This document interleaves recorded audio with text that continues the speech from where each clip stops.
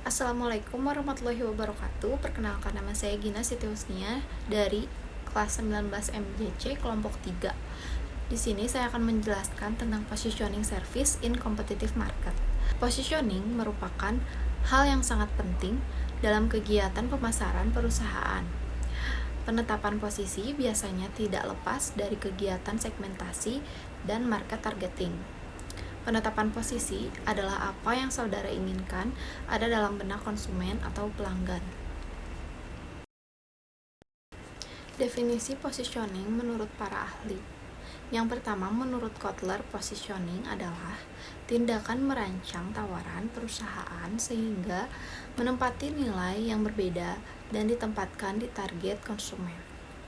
Yang kedua, menurut Ulrich dan Jack Trout, positioning bukanlah apa yang Anda lakukan terhadap produk, tetapi apa yang Anda lakukan terhadap benak konsumen, yaitu mempromosikan produk dan dalam benak konsumen. Peran positioning dalam strategi pemasaran. Menurut Craven bahwa positioning memegang peran sangat besar dalam strategi pemasaran. Setelah melakukan analisis pasar dan analisis internal perusahaan atau total situation analysis. Selanjutnya ada tujuan positioning.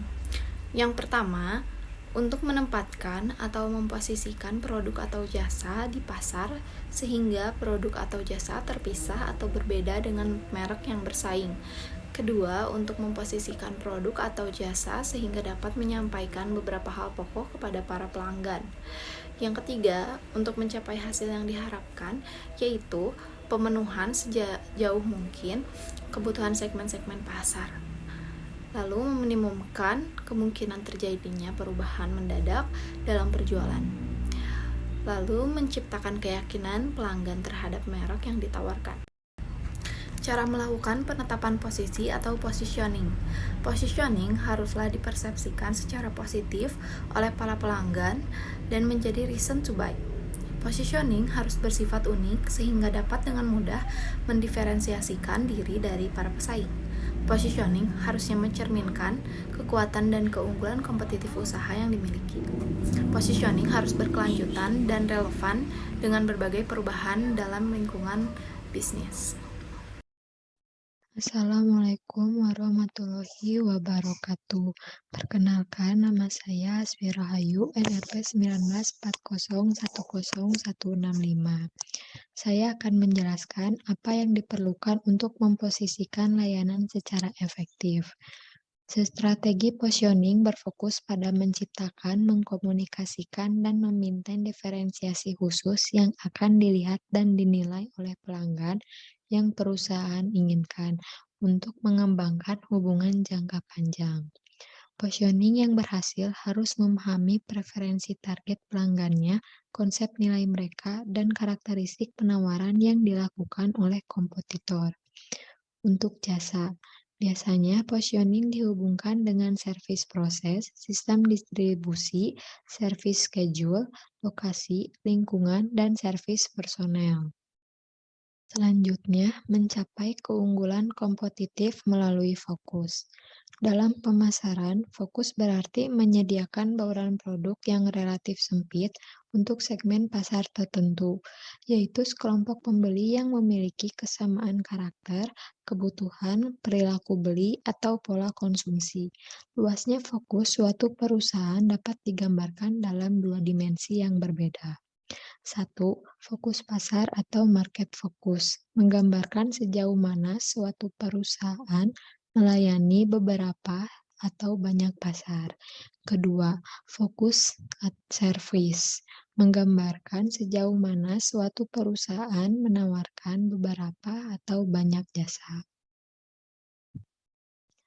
Lalu, kedua dimensi ini mendefinisikan keempat strategi fokus dasar dalam strategi pemasaran jasa yang terdiri dari 1. Perusahaan yang terfokus seluruhnya atau fully focus, menyediakan jenis jasa yang sangat terbatas atau mungkin hanya satu produk inti untuk segmen pasar yang sempit dan khusus. Kedua, perusahaan yang terfokus pada pasar berkonsentrasi pada segmen pasar yang sempit tetapi mempunyai rentang jasa yang lebar. Yang ketiga, perusahaan yang terfokus pada jasa menawarkan jasa yang sempit kepada pasar yang lumayan luas. Keempat, tidak fokus. Perusahaan mencoba melayani pasar yang luas dengan menyediakan rentang jasa yang lebar. Selanjutnya, segmentasi pasar membentuk dasar untuk strategi terfokus. Market segment terdiri dari kelompok-kelompok pembeli yang mempunyai karakteristik umum, kebutuhan, perilaku membeli, atau pola konsumsi yang sama. Tujuan dari diadakannya segmentasi ini adalah agar perusahaan tersebut dapat mengenal lebih jauh mengenai pelanggannya. Yang kedua, target segmen. Satu bagian market segmen yang telah dipilih perusahaan dari market keseluruhan yang lebih luas dan dapat didefinisikan berdasarkan beberapa variabel. Segmen pasar terdiri dari sekelompok pembeli yang berbagai kesamaan. Yang ke-1 ada karakteristik, yang kedua kebutuhan, ketiga perilaku pembelian, keempat pola konsumsi. Selanjutnya, atribut dan level layanan. Mengembangkan konsep layanan yang tepat untuk segmen tertentu. Menggunakan riset untuk mengidentifikasi dan memprioritaskan atribut mana dari survei tertentu yang penting untuk segmen pasar tertentu. Individu dapat menetapkan prioritas yang berbeda sesuai dengan yang pertama, tujuan menggunakan layanan, kedua, siapa yang membuat keputusan, ketiga, waktu penggunaan, keempat, layanan cuaca digunakan sendiri atau dengan grup, kelima, komposisi grup tersebut. Penjelasan dari saya. Wassalamualaikum warahmatullahi wabarakatuh. Assalamualaikum warahmatullahi wabarakatuh. Perkenalkan, nama saya Perlia Puspajanati dengan NRP 1940101146 dari kelas 19 MJC. Pada kesempatan ini, saya dari kelompok 3 akan mempresentasikan materi tentang positioning service in competitive markets guna untuk memenuhi salah satu tugas mata kuliah manajemen pemasaran jasa. Dan sesuai dengan kesepakatan kelompok, saya akan menjelaskan materi selanjutnya yang dimana materi sebelumnya telah dijelaskan oleh rekan saya. Pilih antara penawaran layanan alternatif berdasarkan perbedaan yang dirasakan di antara mereka. Lalu, atribut yang membedakan layanan yang bersaing satu sama lain belum tentu yang paling penting. Kemudian, atribut penentu menentukan pilihan pembeli di antara alternatif yang bersaing pada atribut ini. Yang pertama, karakteristik layanan yang penting bagi pembeli.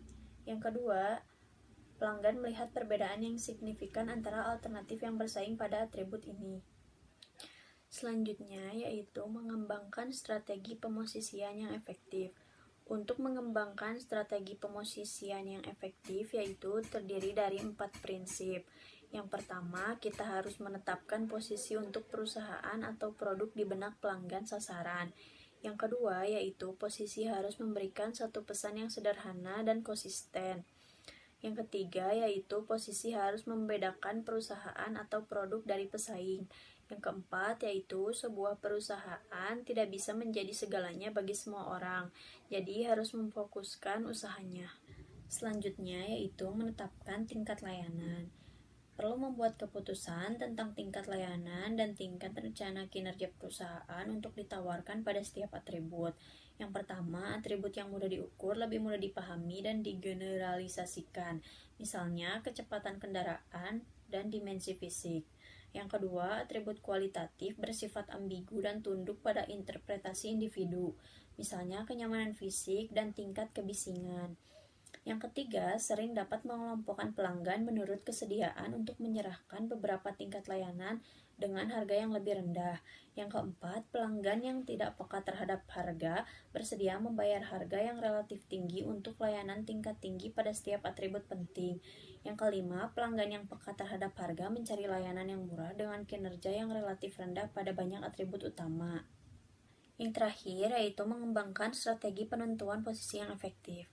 Positioning menghubungkan analisis pasar dan analisis persaingan dengan analisis internal perusahaan. 1. Analisis pasar.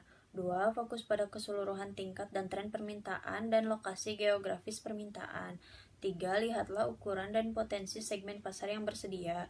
4. Memahami kebutuhan dan preferensi pelanggan dan bagaimana persepsi mereka sebuah kompetisi. 5. Analisis internal perusahaan. 6.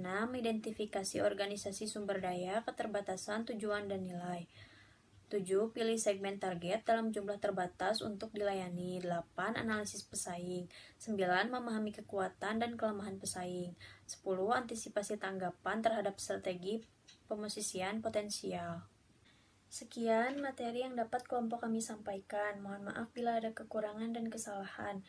Semoga materi yang kelompok kami sampaikan dapat berguna untuk kita semua. Wassalamualaikum warahmatullahi wabarakatuh.